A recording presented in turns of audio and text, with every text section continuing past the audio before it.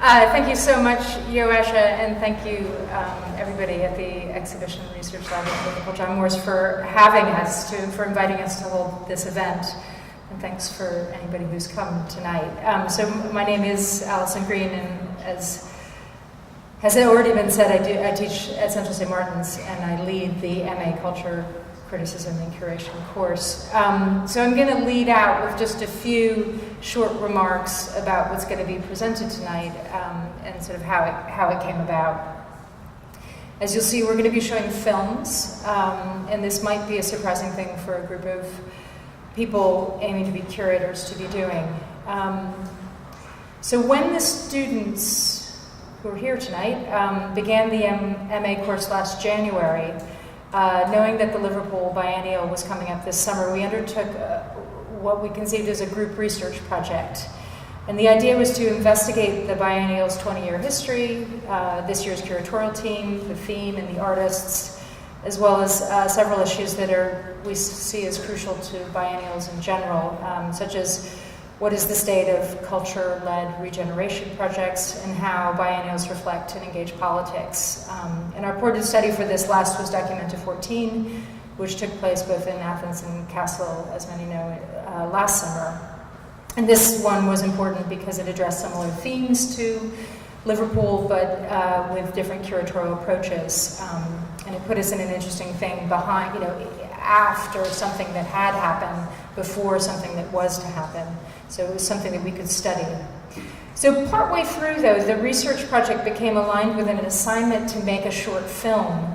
The students will say more about how these films they made relate to research, but I also would like to acknowledge here before that a few contributions to the process made by other colleagues who are not here tonight.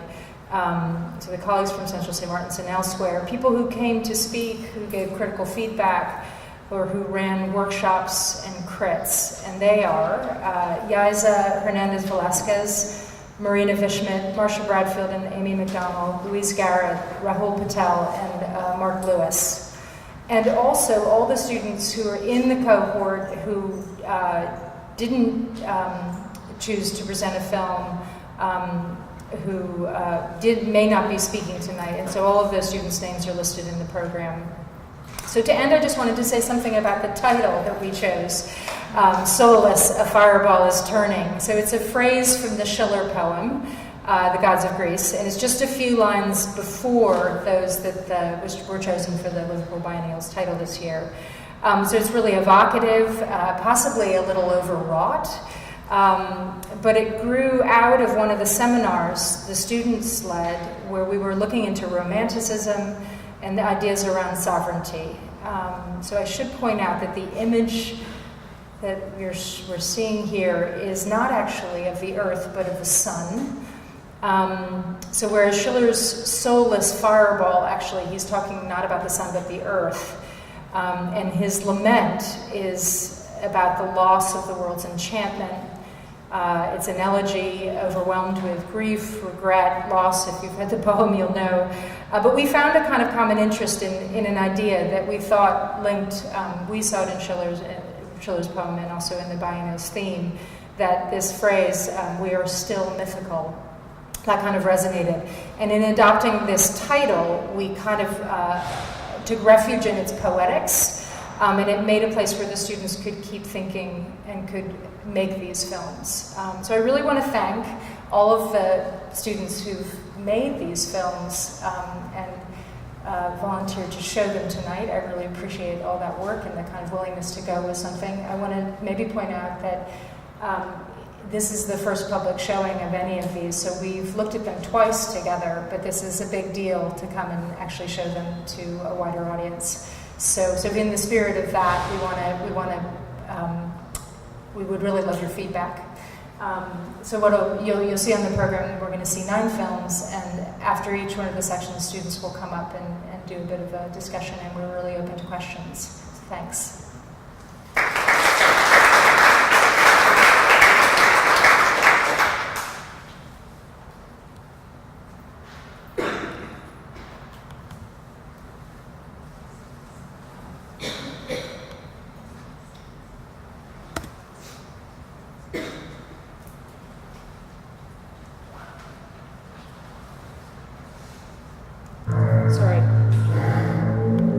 Sorry, mistake on the first one. I forgot the sound. So I'm going to start over. I won't do that again.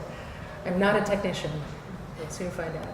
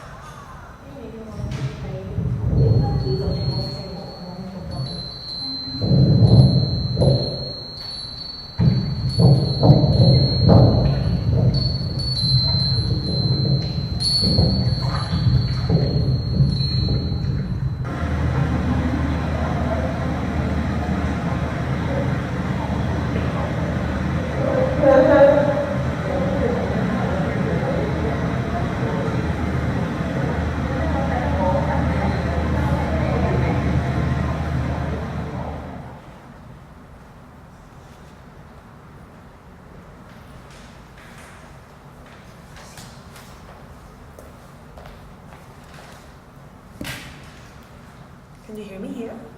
Yeah, okay. Well, this film was Flow, and there are others. We'll talk about this later. Now, I would like to introduce a bit like the experience as a student, as a part of the MACCC, of the creation of these films and the creation of this event also, no? And what we thought about and what we wanted to show and why.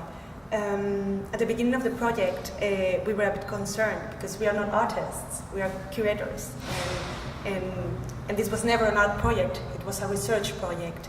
And when we were invited to show this in Liverpool, we wanted to show our research as such, not as an art form.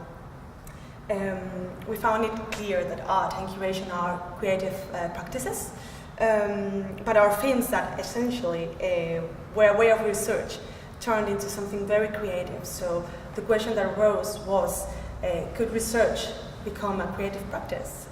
Could research turn into some kind of art form? Also, and then the next question, of course, is what's the line that separates our research films from the art films?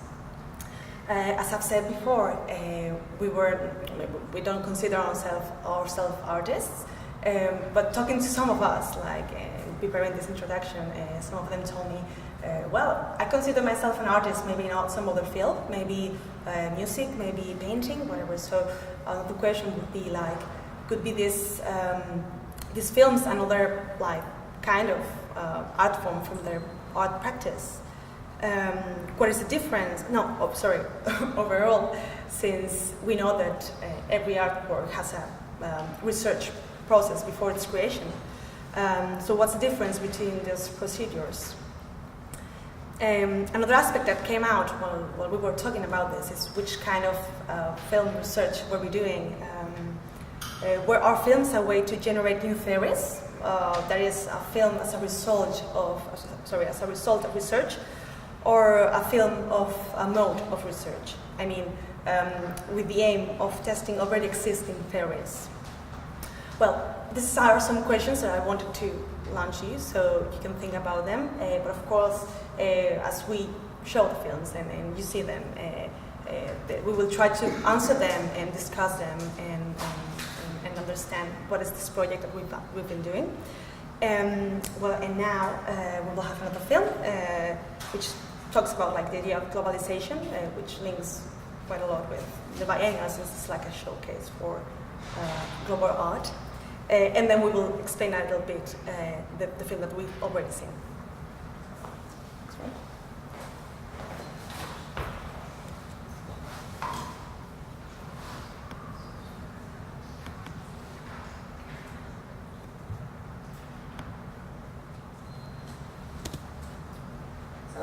지금 한지가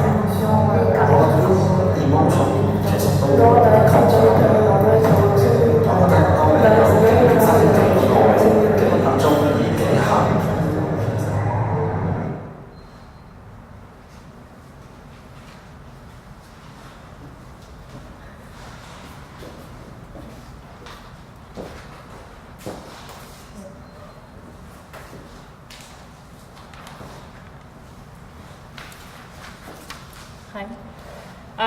We've grouped each films we've grouped all the films in three different lots, because each lot responds in a way to our initial question, which is, what is the role of the curator as a researcher displaying his work in an art venue, that is the exhibition lab? So maybe I can ask to Julia, who's the director of the film we've just seen, what inspired you, what was the rationale behind your film, and why does your film sit next to Flow, which we first saw?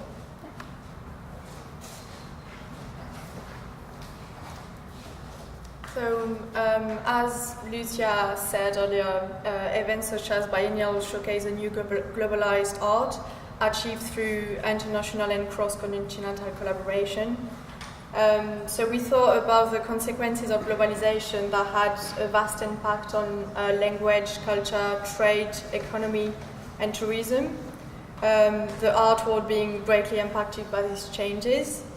So from June to September, Mia and I, from Central St. Martin's, took part of the Global Art Practice Project in collaboration with the Tokyo University of the Art, and traveled through London, Japan, and Hong Kong. In Hong Kong, we have got invited to hold an event in which we, as external practitioners and researchers, question what is to act in an unfamiliar art scene. So through the research technique of contrasting and using snapshots of this trip, we have tried to visually illustrate the state of globalized metropolis and also reconsider the idea of socially constructed borders. So I would say maybe that what links our film to the previous brand Flow, maybe that like as curator, we found out using images as a method of observation, collection, and juxtaposition to critically engage with our environment and around us. Maybe Mimi, you want to talk a bit more about the film? If you want to say like more details about like how do you think our film relates? So, hi. So I'm Mimi.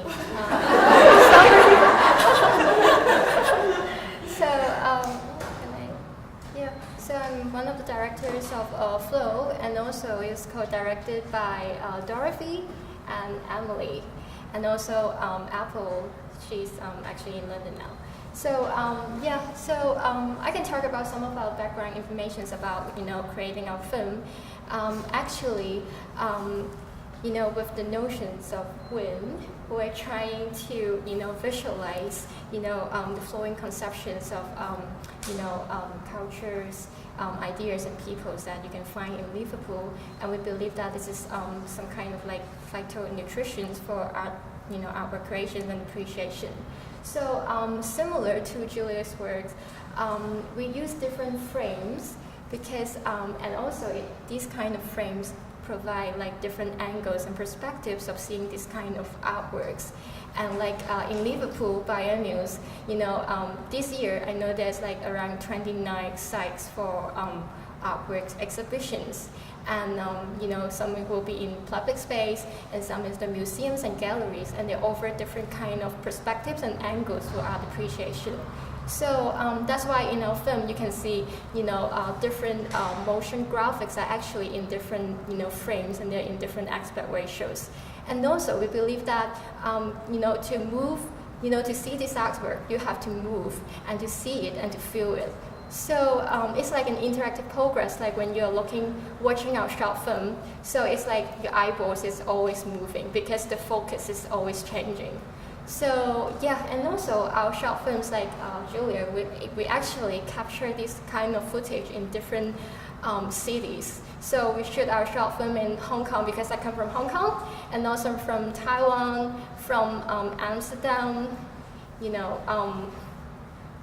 and also in British as well. So yeah, we want to let's just kind of represent different works from different parts of the world, and finally they all gathered. Here we are in Liverpool Biennial. So yeah, so this is kind of some kind of background information for our short film, and yeah, and I hope you like it.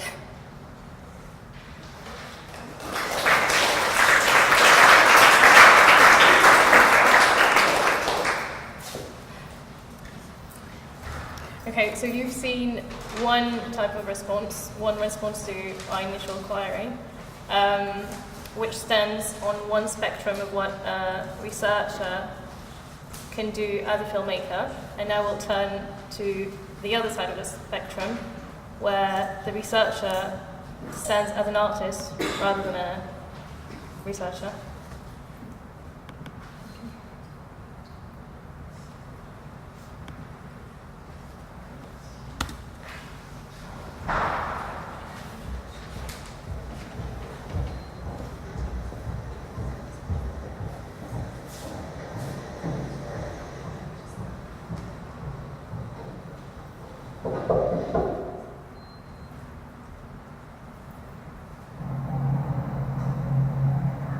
Have you ever had doubts Of course, yes. about your life, about being around people, about this relationship?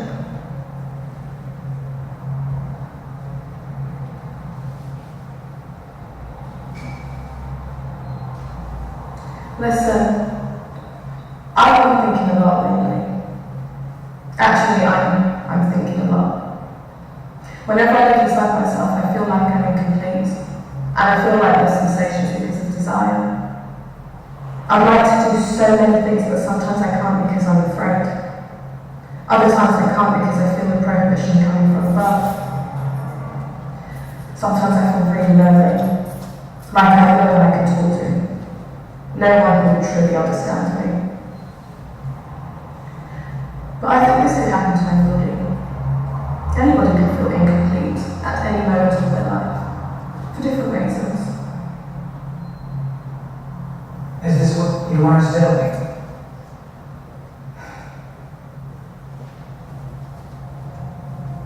Last night I had a dream. I felt like the ground was missing from beneath my feet. I was slipping on the inclined plane, going down, nearly drowning, and I had nothing. When I woke up in the morning, I actually asked myself, who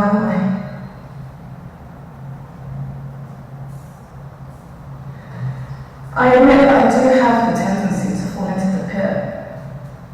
And when I'm there, I find this terrible melancholy. I drown in the sadness. I struggle to get back to the surface of the water. I'm ashamed of this. I like to pretend I don't have problems. I like to be energetic and free. I like to walk firmly, proud, self-confident. And I'm sure I'm not the only one who behaves that way. Actually, I've never met a woman without at some point discovering something sour and pitiful within her. And it's something that you men don't have. It's like this constant danger of falling into the pit. It comes from a woman's temperament. Two women can understand each other very well when they're talking about the black pit. They can exchange views about pits, about the absolute incapacity to communicate with others, about wanting to do something decent with their lives. I do have the tendency to fall into the pit, and when I'm there, I find boundless suffering that is unknown to you men. Maybe it's because you're stronger.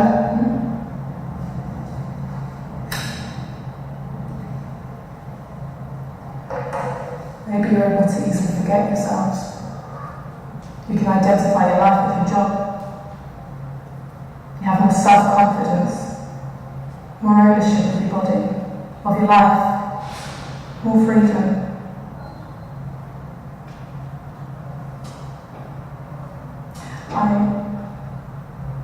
I started crying and suffering when I was a teenager, secretly, in my room. I cried because I hated my body. I was afraid of looking like an idiot. I thought nobody could ever love me. Or I feared getting more dream holidays. All because of my clothes. These are just pretexts. These are the reasons I gave myself. The truth is I cry because I fell into the pit. I'm afraid of falling repeatedly for the rest of my life because it will make things so difficult.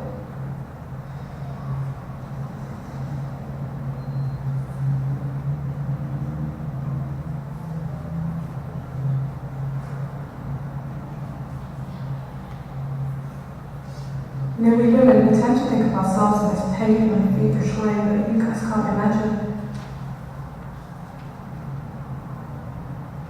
It's so hard to identify our jobs.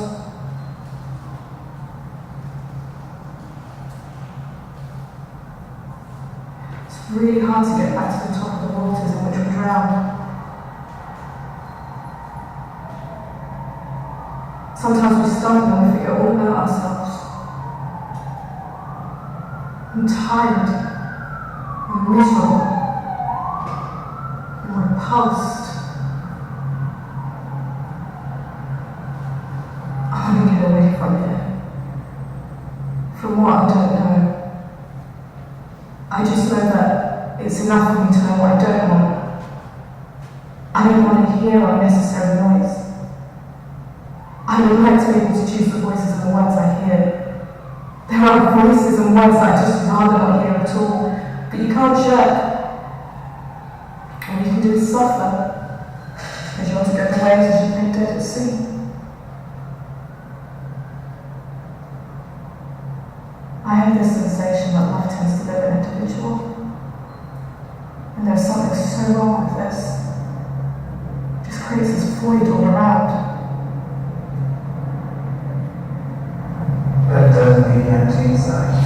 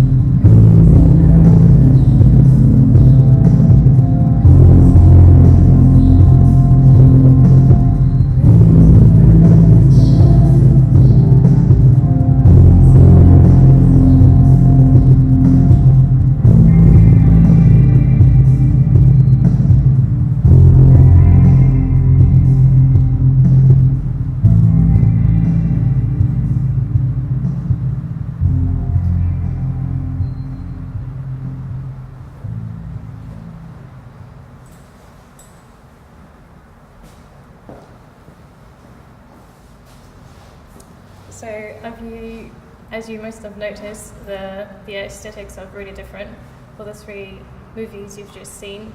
Bea, would you like to stand up for your lot and explain what was your creative process?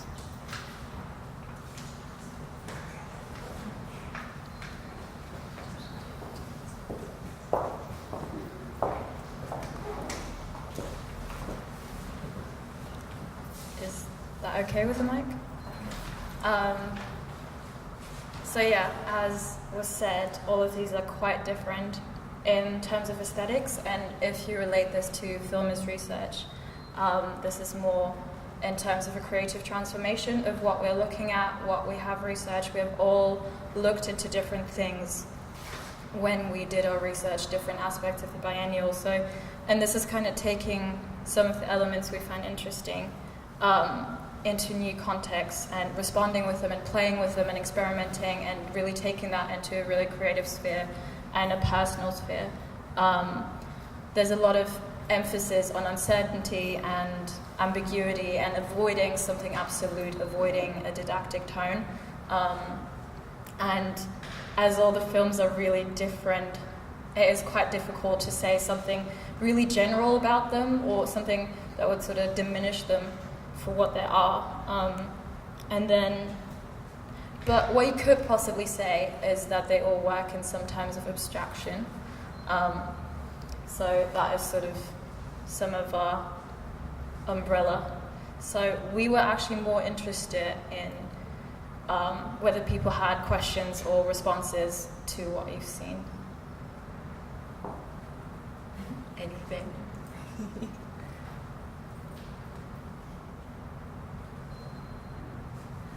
We can always have the conversation after we've seen all the movies.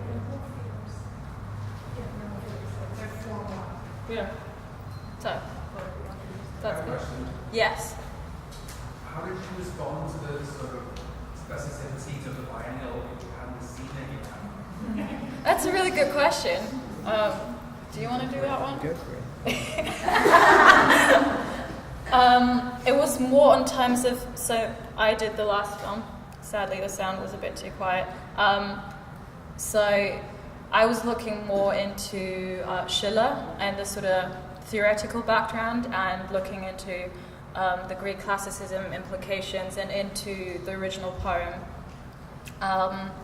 And yeah, kind of wanted to look into those political implications since the biennial had made statements about why the title "Beautiful World, Where Are You" was used, and it has a lot of connotations, and it was said to be used also to reimagine a future and a present and a past, but still looking at Schiller, the reimagination isn't quite present.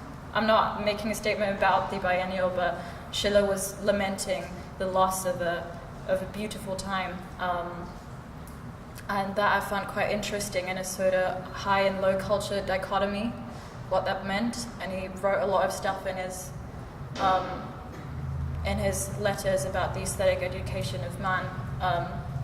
That's probably like too detailed, but like the idea of sort of like the role of the artist sort of bringing something in, that being politically relevant and powerful. But at the same time, there were implications in his writing that the artist is sort of above or doesn't partake in some of the sort of lower culture, that there's something divine about that. And I thought that was a really interesting tension, whether the artist is really like in the times or outside the times and curing the times. And that was sort of like, so it wasn't a way more philosophical and theoretical level, rather than this particular biennial since I haven't been here. It was more on the framework it was used.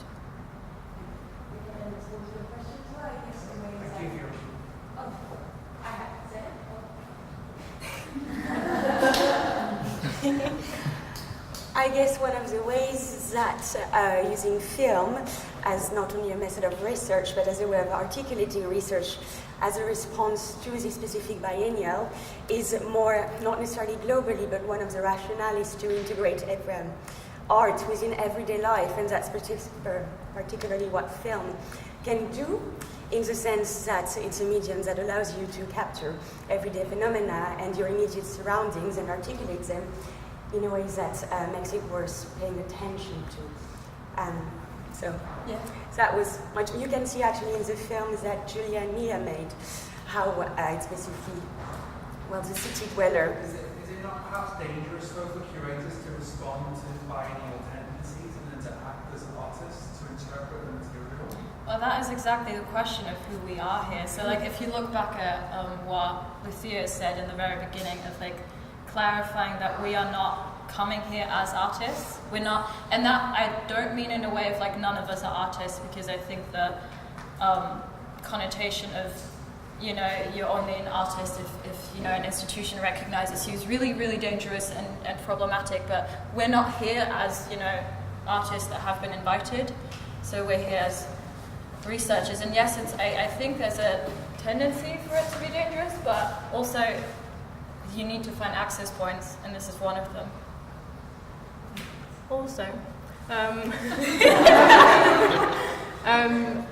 artist, I personally don't believe that artist is a profession necessarily. You can do art and create art and think of art as an activity, and then just engage with whatever you're doing and think of it as an activity.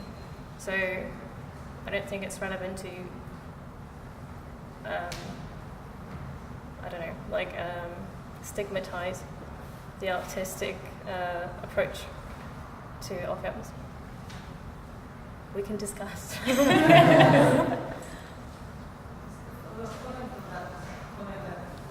it a conscious decision not to see, or was it democratic for everyone to come to the Liverpool and see the Biennale, or was it a conscious decision not to see it before this event? Really, just the fact that we can only come at a specific time, and so obviously we need to unless we do some of our own transport, which is nice. So that's a restriction, actually.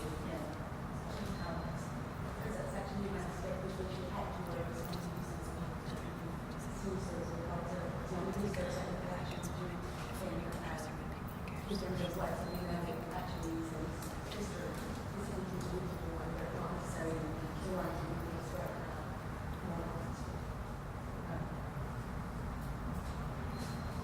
I see a hand. It's more about first films, because you talked about. We're going to put the filmmaker in front of you. Can you hear me?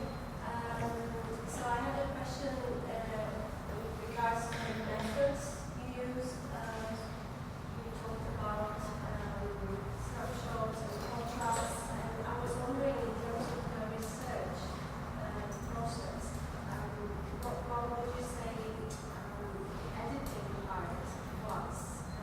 Sorry, can you repeat the last part of the question? Well, I was wondering what kind of value or you would say editing has for your research, like as part of the research process, the editing of footage or of images or selection of images, if you want. Well, there's not much editing in my short movie because it's basically 2 shots. The research basically is based on a letter by Natalia Ginzburg, who is an Italian writer who wrote this letter to women in 1938. And I found interesting that what she said in 1938, so quite long ago, was in a way still happening nowadays, as far as I feel, as far as I know, as far as I've been through things.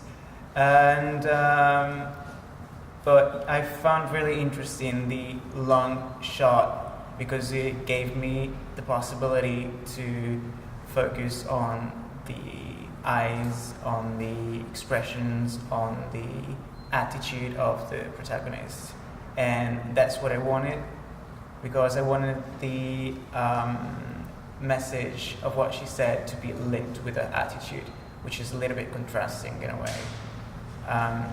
But apart from that, I think that the editing for me was just that, like just 2 shots, because I wanted to focus on the discourse. Thank you.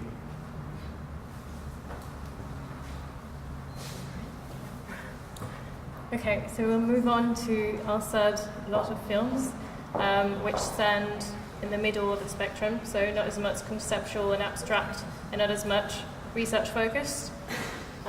We'll have Melting Pot, which dialogues with multimedia artist Dale Harding, A Day at Home, which reflects the work of filmmaker Lamia Georgia, and The Unforgotten, which is inspired by the work of Ritu Setar. This lot of film that you're about to see is a direct critical response to some of the artists involved in the Biennial this year.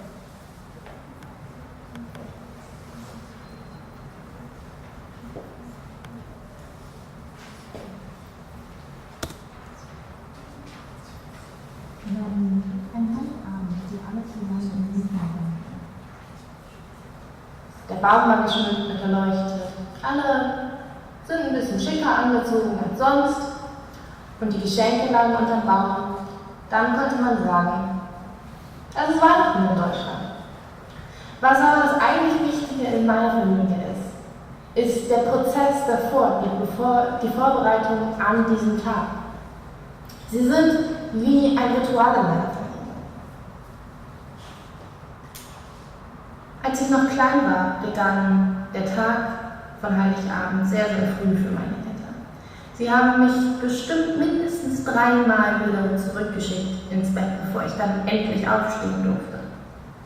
Meine Mutter hat dann morgens mit dem Haushalt angefangen, während mein Vater draußen in der Kälte stand und versucht hat, den Baum in die Ständer hineinzubekommen. Gegen Mittag hat meine Mutter dann angefangen, das Essen vorzubereiten, während mein Vater mit dem Baum hineinkam, seine Nase rot von der Kälte und angefangen hat, die Lichterketten vom Dachboden zu holen und den Weihnachtsschmuck für den Baum. Ich war so aufgeregt, dass ich immer zwischen der Küche und dem Wohnzimmer hin und her gerannt bin und Papa dabei geholfen habe, die Kisten auszupacken. Wobei ich glaube, dass mein Vater ein ganz kleines bisschen wahnsinnig geworden ist und mich irgendwann zu meiner Mutter geschickt hat, damit er in Ruhe und ohne dass irgendwas kaputt geht, die Lichter anbringen konnte. Ich bin dann zu meiner Mutter gegangen in die Küche und wollte ihr helfen. Ich wollte ihr helfen bei der Zubereitung unseres Abendmahls. Als Vierjährige in der Küche nicht viel helfen kann, durfte ich meistens nur zugucken. Aber nach und nach füllte sich das Haus mit dem Geruch von leckerem Essen und kaum, dass mein Vater fertig war, die Lichter an den Baum zu bringen, war es Zeit für mich und meine Mutter, während das Essen kochte, den Baum zu schmücken. Es war immer eine Tradition, dass wir beide das zusammen machen.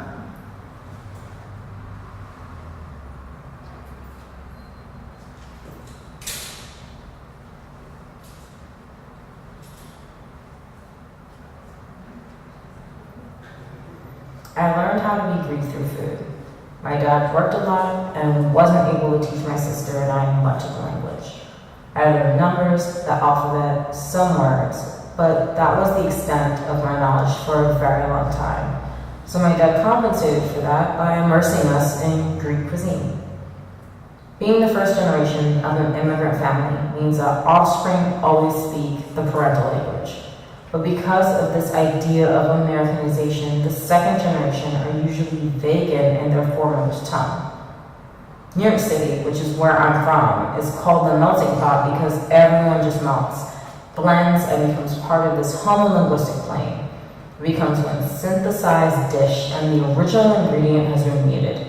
It no longer exists as itself. You know it's there, you can identify it, but you cannot find it. That's why the second generation, my generation, is even further isolated from our roots. So my dad used food as the means of culturally and linguistically indoctrinating us in our Greekness. One of the first recipes I learned were keftedes, meatballs served with tzatziki sauce. And I'm a classic vegetarian, but it's one of the few meat dishes I truly enjoy eating. Maybe because of the memories, maybe because they're just delicious. Every step of this process, was taken with care. From the chopping of the onions to the intricate seasoning of the meat, my dad has consistently moved with magnanimous grace, intention, and always with love. For me, having used a stepladder to now standing beside him, I think of the philosophical lessons I got from his instruction.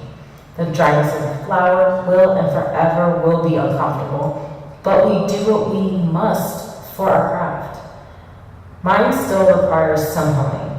Watch your knuckles, my dad always yells, because I have the habit of not protruding my knuckles to protect my fingertips when I chop. But for me, the moment you feel like you're forcing the action is when you become disconnected from the experience. And one thing I've learned from my dad and chopping is do what you're good at, even if it's a little risky. Recipes, they change over time and generations, like language. My yaya left me in recipe, completely. My dad hybridized it by letting the meat season overnight, and now it's my turn to do them a bit differently. I season my oil before frying, and I use breadcrumbs. I may not fully know my language, but I always say you do not know a culture until you know its cuisine.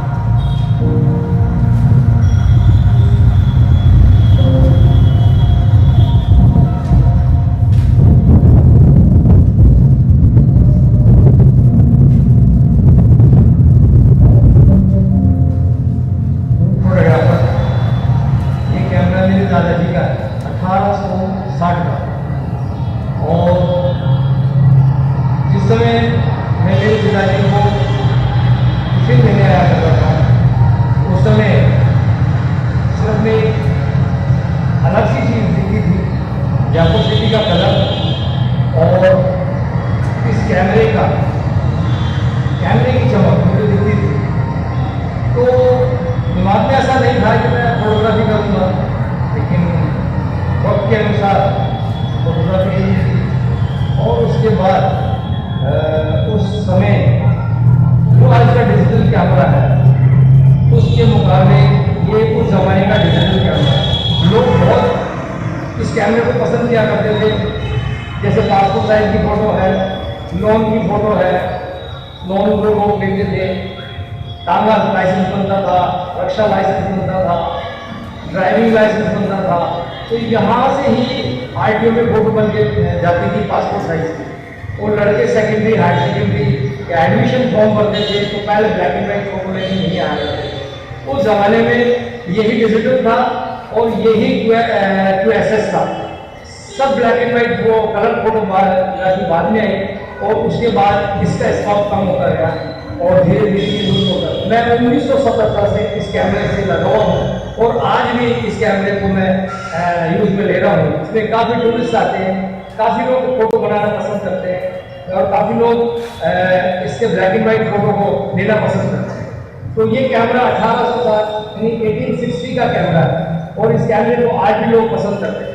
तो इसे black and white photo होता है। इसको चालू रखने का कारण मेरा ये रहा है कि तकनीकी युग में नए नए कैमरे आते रहेंगे, नए नए डिजिटल आते रहेंगे, नए नए मतलब तकनीकें आती रहेंगी, लेकिन आने वाले वक्त के अंदर ये कैमरा दुनिया में नहीं दिखेगा और जो युवा पीढ़ी नहीं आएगी उसको नहीं दिखेगा। कारण उसका कि तकनीकी बहुत आगे चली जाएगी और कैमरे इतने आ जाएंगे कि शायद ये कैमरा लुप्त हो जाएगा। लेकिन मेरा ऐसा मानना है कि मैं इसको लुप्त नहीं होने दूंगा। और अब मेरी सबसे बड़ी मुख्य धारा क्या नहीं है कि मैं हिंदुस्तान की 125 करोड़ 150 करोड़ जो भी जनसंख्या है, ये विरासत अब उनकी है, ये विरासत मेरी नहीं है। क्योंकि मैंने तो इसको सजो के इसलिए रख रखा है कि आने वाली पीढ़ी और पिछले जो बुजुर्ग हैं वो जो बुजुर्ग हो जाएंगे वो चलते रहेंगे नियंत्रित, वो ये कहेंगे कि ये कैमरा वाकई 150 साल नहीं, अब तो ये हजारों साल पूरा होने जा रहा है, लेकिन वाकई आज ये कैमरा रखा हुआ है और ये धरोहर अब मेरी नहीं, हिंदुस्तान की धरोहर है। मैंने इस विरासत को हिंदुस्तान की जनता के सुपुर्द कर दिया है।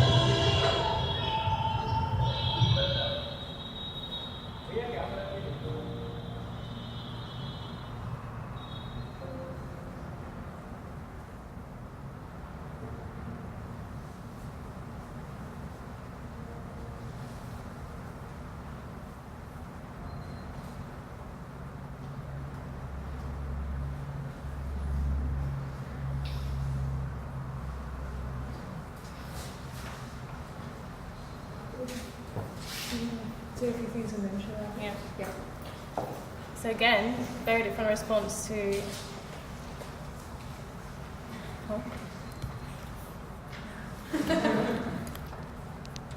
Okay. Because I think it's hard to hear. Okay. Very different. Okay, yeah. Very different response to the previous films that were screened. Do you guys want to explain why you decided to respond directly to the works from artists that were exhibited in the Biennial this year?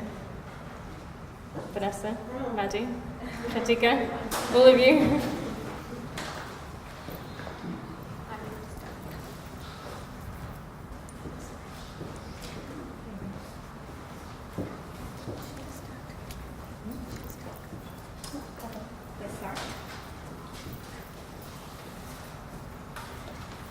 Hi.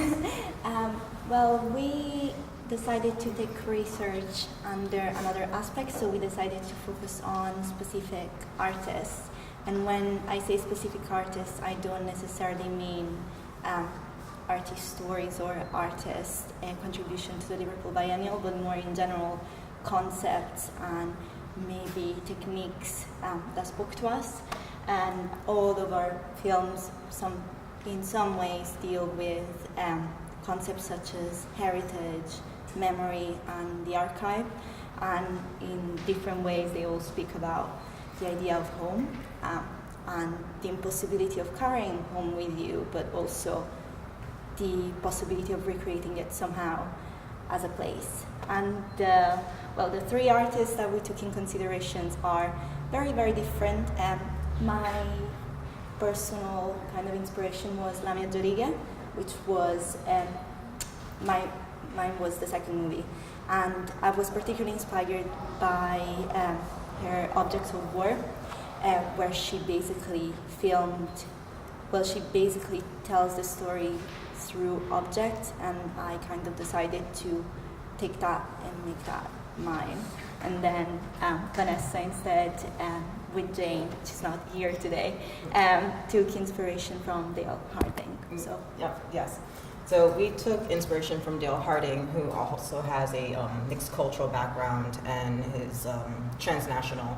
So he grew up in Australia, but his mom also, she worked in South Africa, and so he grew up learning from his mom, like in her culture and his culture through food, and we wanted to replicate that, especially since we're both from countries outside of the UK, and how do we transform or transpose our previous experiences and bring that in to the current and the contemporary.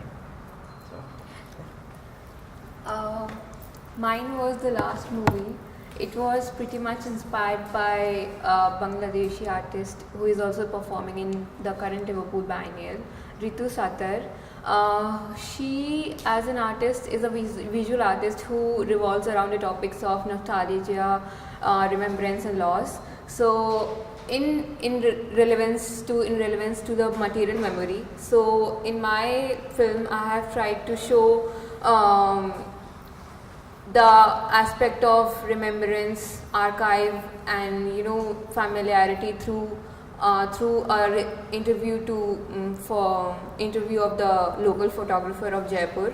And it is important to know that how he has responded to our research and how he has responded to our questions asked to him. By answering the questions by saving, how he tries to save the legacy, how he tries to transfer the legacy to the people of India, and how he remembers his past, how he remembers the Jaipur he lived in, and all the memories from his past. So yeah, all three of our movies or the films tries to show that a film presentation, or how we can take a cultural background to take us back to the memory lane or to our homes back. Do you have any questions?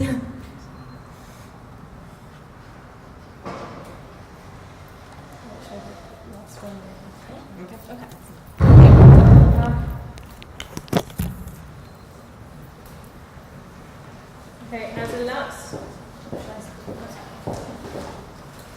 a last conclusive film, God damn it, we've got a bit of a hybrid film, which mixes the role of an observer while being still critically engaged and rubbing shoulders with the role of the artist, as you'll see in the credits of the film.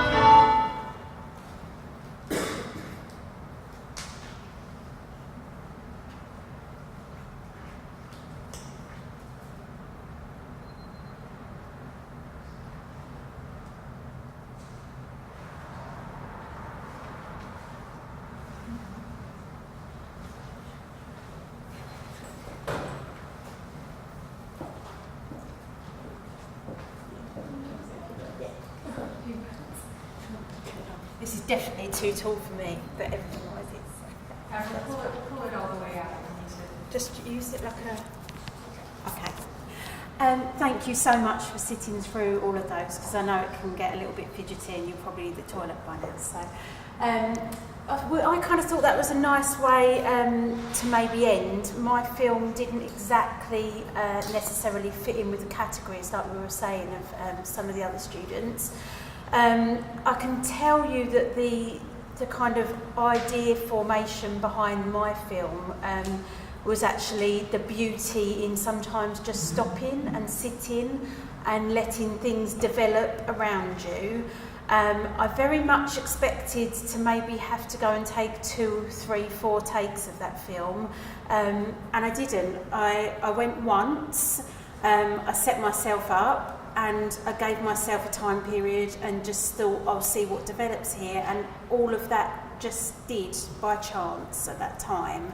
And I found that really interesting then later on when we went back to kind of dissect and analyse the research with the other guys and see how that fitted in, really, is just to sometimes think of beautiful world, how are you, in the bigger scheme of things, just letting things develop. So I think Victoire would like to add a little bit more, and then we'll open up for some questions. You've probably got some bits. Yeah, so before we open up to the conversation with all of you, and that we get your response as students in exhibition studies, as curators, or as random curious visitors. I'll recap what's been raised in this session.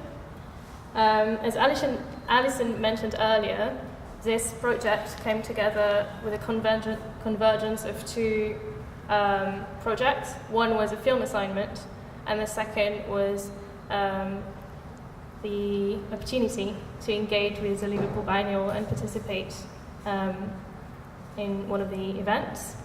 And the convergence of the 2 tasks casts fundamental questions. As stated by Lucia earlier, we wondered, can we as curators in practice present a film in the context of the biennial where renowned artists display their work? Is this appropriate?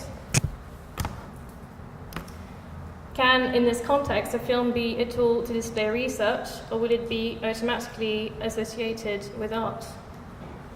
These questions were problematic and, quite frankly, annoying at first. We didn't know how to tackle our project.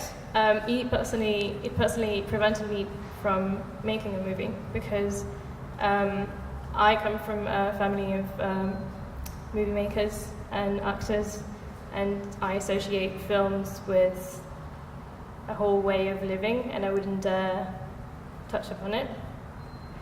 But now, having seen those, I'm thinking maybe I should have. Not because I could have brought something else, just because I think it was great. So yeah,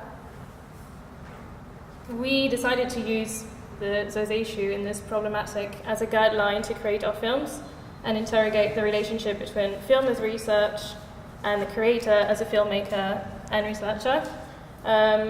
What you've just seen is a collection of our findings. Those who did not produce any films critically grouped the films together as they stood for 3 main answers that emerged from our questions. The lot 1, as we've mentioned, defined the film as research as an observation of phenomena critically put together. The lot number 2, conversely, defined the film as research as a transformative process that could rub shoulder with conceptual art and abstraction. The lot number 3 consisted in a response to a piece of art or an artist after having thoroughly researched their practice. And Avril's film, number 4, stood out. And so, judging from these 3 tendencies and these 3 types of responses, it's obvious that we do not all agree on what a curator, what was the role of a curator as a researcher and as a filmmaker. But when you think about it, it's absolutely fine, because it's all about, this is what research is all about. It's about defining an objective exploring, experimenting, and then finding different results. Research is about putting different objects in relation within a research project. And what we actually found out throughout this project is that the film was an amazing tool to embody what research was, and the most adequate tool to do so. Marion, who's not here, was supposed to explain why the analogy between the film and the research was a great one. Oh, you're here. Do you want to? The idea was just that. Well, I think actually there's a mutual important meaning between between research and between the ways that we. Is it really necessary? Yeah.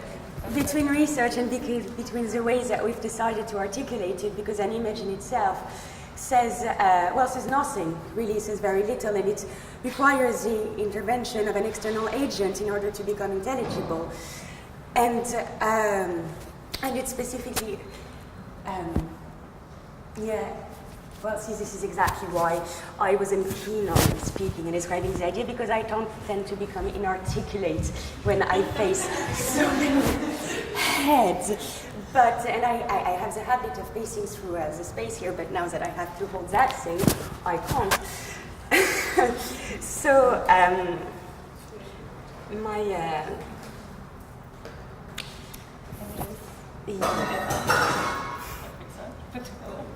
No, I speak. Just.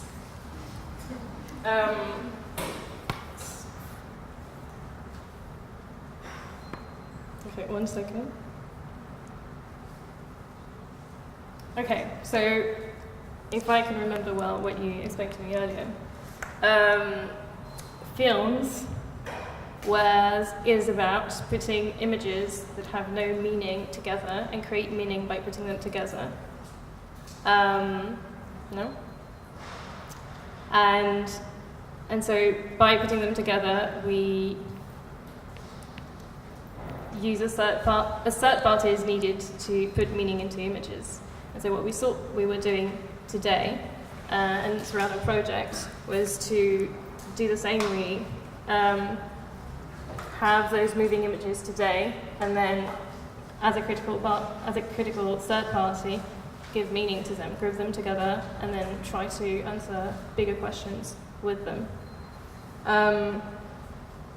So this is the first time the screening is being shown outside of the group, and I'd be really interested to pursue the conversation with you all. So would you like to take part into the conversation and express your views on what you've just seen, or what the role of a curator is, as a researcher or as a filmmaker? Anyone has anything to say? It's quite a broad question, and it's more like a conversation starter, but I'd be really interested to hear how your own ideas and reflections on the films changed from when you began to work on them to when you saw them together the first time, to seeing them in this different context in a lab devoted to exhibitions research. Anyone wants to?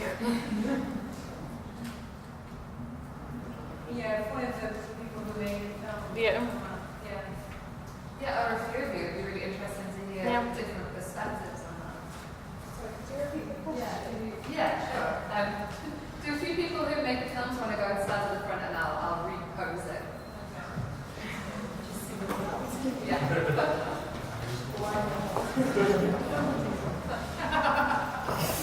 That's my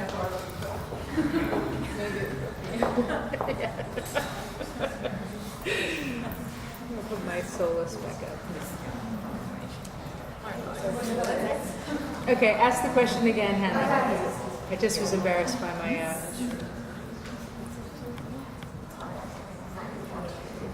do that.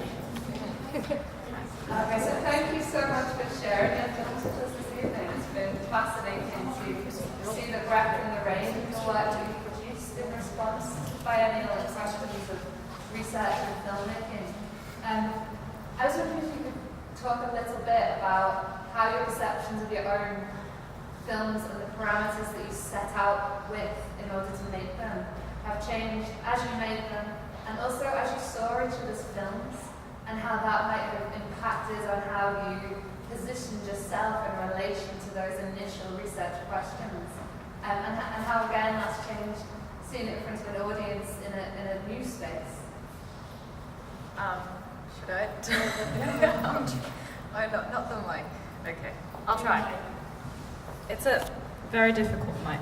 All right. I think the sort of understanding of what the films were doing and what they would look like changed drastically, I think, in the process, because we started the research project completely separate from this and way earlier. So we were grouped in a couple of groups, having had topics that we were supposed to prepare for seminar sessions.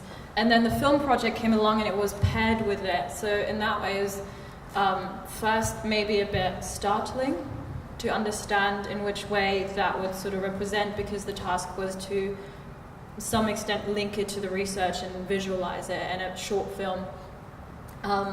What I find really interesting is that none of us really went into a video essay, even though we all did work in the seminars that could be put in a video essay, but maybe it was just too extensive.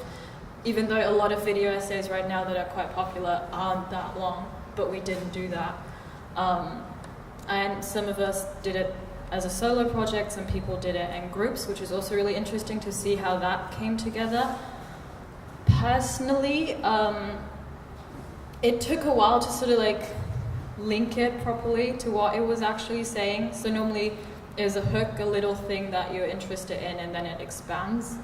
And you find other links to it and recontextualize it and work with it. But I think then seeing everyone else's work, I think the clustering them in groups gave us quite a good understanding of how we could see filmmaking as research, because we actually saw some form of similarities in the different methods, which was really interesting. And I think that changed our understanding of it again. So it's constantly like evolving in the context that it's in.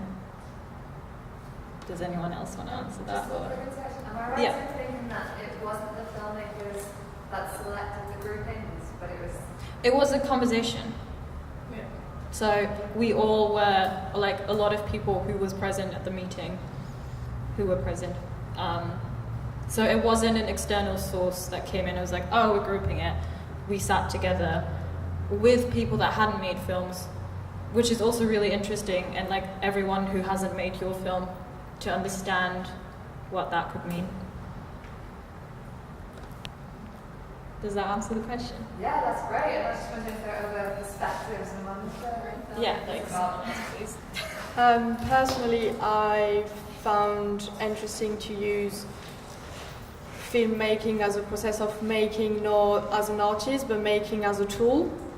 So using it very much as a, like, related to how we make a film, like how we edit it, how we add things together. So we had maybe, I don't know, we started, we need to do a film, so first we need to have short shots of film, so we had maybe like hundreds of them. Then how we collect them, how we select them, and how we edit the film, like quite empirically, I would say, maybe trying things out. So I feel like our process, Mia and I, was very much, tell me if I'm wrong, but was very much about having a kind of thread, but then very much about like trying out things together and say, oh, we could do this, this, and this. And we had not necessarily like one beginning, one end. We were very much like going further from one point to another. So I think that was the way we were using filmmaking in terms of experimenting and editing things together. Anyone? Also, well, for my video with Jane, I think for us, like, was in terms of like how we were approaching it, like we had an idea, but it was just like, how can you really approach research from different angles, and it doesn't necessarily have to be informative, but it can also be cathartic. So it's just like the empathetic relationship that one can have with a complete stranger, or a topic, or a source of information for that matter. And so that really informed our video process as well. You want to just hold it? Oh, okay. All right. So, yeah. Oh, yes. Do you have a research method or that you just made in your research? Do you consider using film again? Oh, I would. Yes. Yeah, I prefer film. I think it's really freeing, and there's a lot of agility in terms of the medium, and that you can, especially in terms of display as well, and how and where you can display it. It's very malleable, so I would use it again. And I actually prefer photography, so film, it's completely different, but it's not. They can be related. Anyone else? Oh, yes, Allison. This is a sort of big question, but what was really on my mind as I was watching them today was, in a way, is there something in the process of the way you made these films and the way you developed them that can be looped back into a question of curatorial practice in an active way? So in a sense, you've been really putting it into the frame of the research and the research tool of expression of research. But have any of you been thinking about, I'm not trying quite to take it back to that question of are you an artist or are you a curator, but I'm just thinking about it in terms of what is a curatorial practice, how does it, what are the things that motivate it, how do you undertake it, what forms of inspiration do you take, how do you learn it, and so on and so forth. Is there any analogies that you found between the filmmaking process and the curatorial process? Well, I know for Jane and I's video in particular, we really wanted to avoid it seeming like a BuzzFeed tasty video. And so it was just I think we approached it curatorially from what we don't want it to look like and how we don't want it to seem, rather than what the message of how we wanted it to look. So it was more how can we avoid this and turn it more into an actual art piece rather than an instructional guide. So that was for us. So I think it depends on just your narrative perspective, and in terms of your own individual thought process. Lighting comes into mind. Actually, this was our second reshoot because the first one there were just a lot of technical issues that we hadn't taken into consideration. So even when you think the lighting is perfect, it's not necessarily going to be perfect because the sun and the planet, everything shifts. So there's one thing I would say in terms of curatorial practice: always think about your lighting. So, anyone else want to answer that question? Try. Maybe looking at curatorial practice as, narrative, but narrative as not distinctively having to be quite closed up with a start and a middle and an end.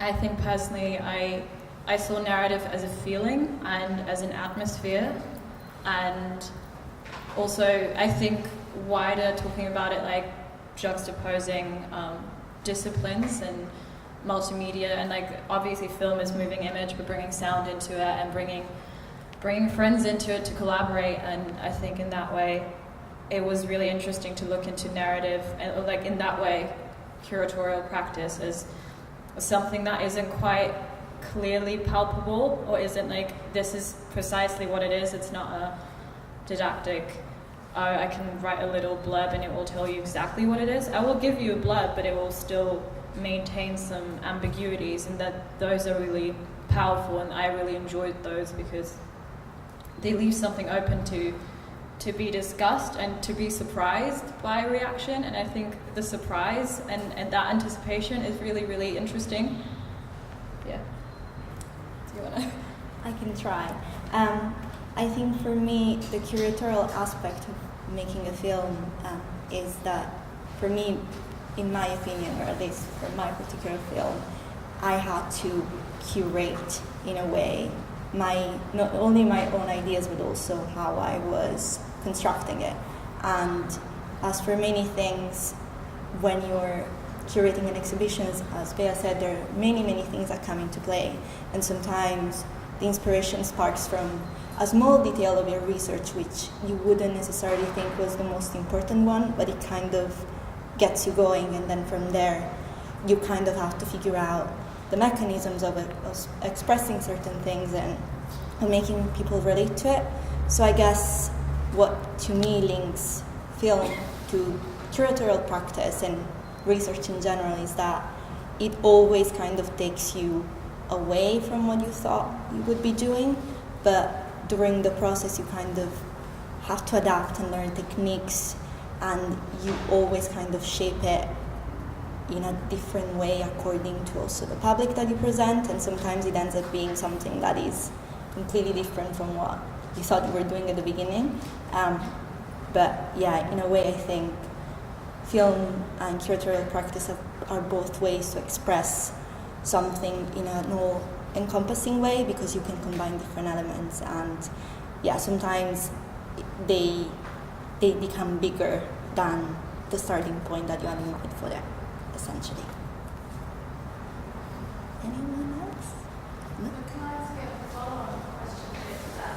In that creative artists are also encouraged to use their experience and emotion as inspiration for their work. Do you think that's a valid motivation for curators, or do you think that curators have a duty to be less self-indulgent and more Okay, I'm going to be honest, and mine was very self-indulgent because I also exhibit as a painter, so it was kind of the opportunity to curate my own painting through the medium of film. So yeah, that was a very sort of narcissistic curatorial moment. I'll pass. I can try. I do agree with the fact that sometimes, obviously, when you're curating, especially work of someone else, obviously in your case you were kind of curating yourself, so you are allowed to be self-indulgent. But maybe, yeah, as a curator, you also have to take into account the kind of ethics and the fact that you have a responsibility, and the fact that what you portray might be read in a way by the public, and the way you portray a certain work can have different readings, so you have to be careful. But at the same time, I do think that many inspirations from exhibitions sometimes come from personal interest, and I don't think there's necessarily anything wrong with it if you manage to find the research to back it up, and if you're faithful to the work that you're presenting. And I think especially for the group of people that kind of reworked or kind of took artists as an inspiration, there was a risk of kind of presenting the artist as something else, or as our personal interpretation of what we think the artists were conveying.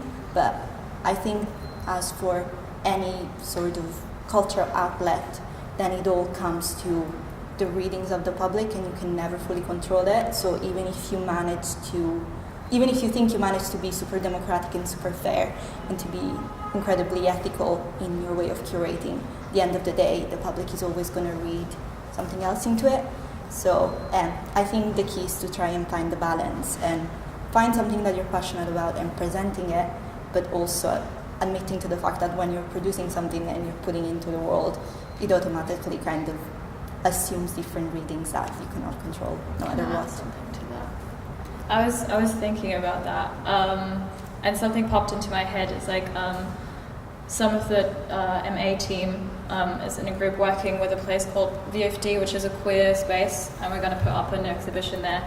And when we sent off the proposal, one of the feedback that we got that I thought was really interesting was, this is great, but try and put your own perspectives on it, because, and this is a quote, the time of the invisible white curator, I believe, is over. And that is obviously like not my statement, but I'm quoting it because I think it's quite interesting to have a signature on something to at least understand what the context is. I think Maddie is right that a lot of things are drenched with personality and with personal interests and motivations. So, and perhaps a little self-indulgent. My piece certainly was self-indulgent too. I'll admit that, but it's also it's not really admitting it because it's very obvious, and I think when it's obvious, that can spark quite a good, interesting conversation to see, like, if you know who put it up, rather than, you know, like in an exhibition where people just take like a classic museum exhibition as just display of fact or display of this is how this is supposed to be. And I find that quite interesting to then see the person or the people, like if it's a group behind it, and being able to pick that apart, what the background is, and recontextualize that again. So I think there's a really interesting thing in, you know, being self-indulgent as long as it's visible. Yeah. My colleague has already answered this question at the beginning, but I just wanted to ask you again. After you have seen Biennial's art, and obviously you're here for a very short time, so it's only a sort of portion of the Biennial that you will see, and a portion you are seeing now here as well. Would you, do you have any plans for rethinking or reconsidering or reflecting what you have done with the view of remaking this program? Or would it be even a useful exercise at all? I'm saying this because we did a very interesting exercise a couple of years ago in a main curating students and a fine art students, where the students use the space to do a test for an exhibition, and it was a public opening, and then so it's fine art students, and then made exhibition study students, then recurated this initial exhibition a week later, and it was a very different design. I don't have valuable judgment on this, but it was very valuable experience for both curating students and fine art students. So I'm wondering, in other words, what I'm trying to get to is, how do you make this exercise valuable for development of your own practice? Or if even meant to be valuable for your practice? I think that would be really interesting to do this exercise again once we've seen the Biennial. But I think, as we tried to say, maybe we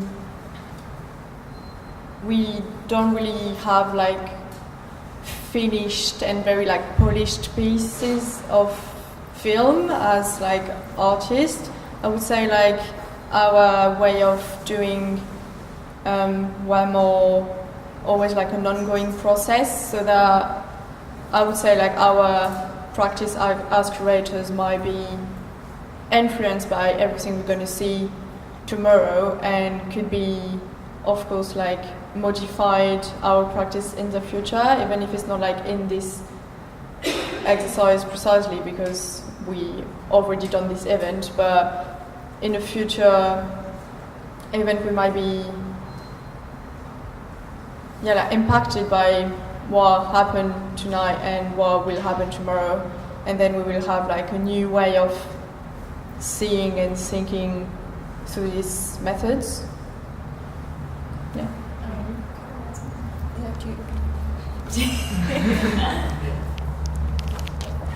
think it goes. I don't want to take over, but just to say, like, it was a really interesting thing to sort of, in advance of being able to see something, to try to research it, and then to come. And we were talking last week about ways in which those questions that started to emerge, like January, February, March, April, May, could actually be pulled through the experience of seeing the Biennial. So it's a sort of, to try to continue to be open to those questions. And I think for myself, in a way, I was just trying to create a different situation. I thought, oh, let's go to the Liverpool Biennial, but let's not just go to the Liverpool Biennial and like go to it and see it as sort of,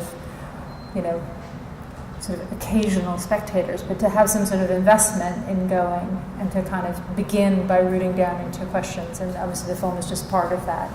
So I don't know. I think it's a great prompt. So thank you for making it.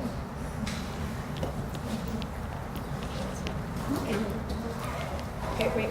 I've got one question before concluding this evening. What did you think as an audience? Was those forms of research intelligible at all?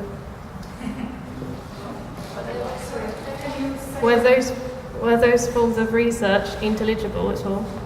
In what, sorry? Intelligible. Intelligible. I'm French.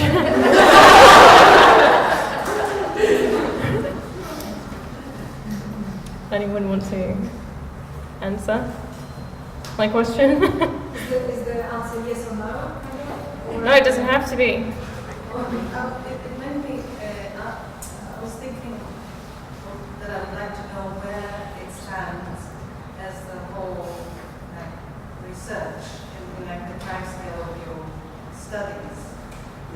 Is this something that you need to present at the end like an essay with it, or is it just stands alone?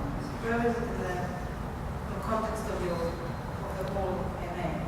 I think it's one of the many projects we do, but it doesn't stand as an essay or as a big assignment type of thing. I think it's as Alison said at the beginning, we've done all this kind of led student seminars, so we were in group and trying to question the action of biennials and every different kind of themes that goes around. So we've done a few of them, and then so in the MA it's like at the middle end of the MA, but in terms of process of the thing, it arrives, the process of this research around the biennials and all this question, it arrives at the end of the process, because we've been working on this and doing our own research, and now this event is, and doing the biennial, being here, stands at an final event. Yeah. Of course, not final in terms of tomorrow we're not going to think about it anymore, but final in terms of our work in this process. But for the master, we still have a few months.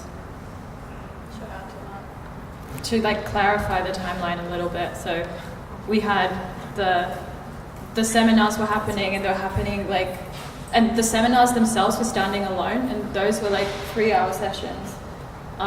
So technically the films stand with them, so they're not standing with essays. So we were trying, and it wasn't supposed to be a presentation, the seminars weren't supposed to be a presentation of just findings. It was a presentation of what you found, and then an opening, a discussion. So the student-led seminars, we also had to prepare some form of engagement with it so we could take it further, so it wouldn't just be a sort of I talk at you, you listen kind of experience. And then the films kind of came along to visualize that, but they don't really stand as a final result. Some of these will probably are seen as unfinished, some are finished, or somewhere in between, or will be changed, or will be recontextualized again. But yeah, they're sort of as Julia said, one of the, or Victoire said, I don't remember, one of the many projects we do to try and get our heads around it, if that makes sense. What I wanted to say is that normally people come into this biennial work exhibition with just having maybe read a page of the guide. You've done a lot more work to prepare yourself for the experience, so it's very impressive. Thank you very much.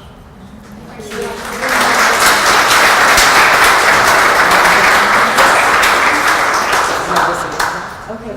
Let's add something else that I thought was very bold and impressive and dynamic was that none of you did go for that documentary approach, and you really embraced the remit to push those boundaries what research can look like. So very, very congratulations on that. Oh, thank you. Thank you.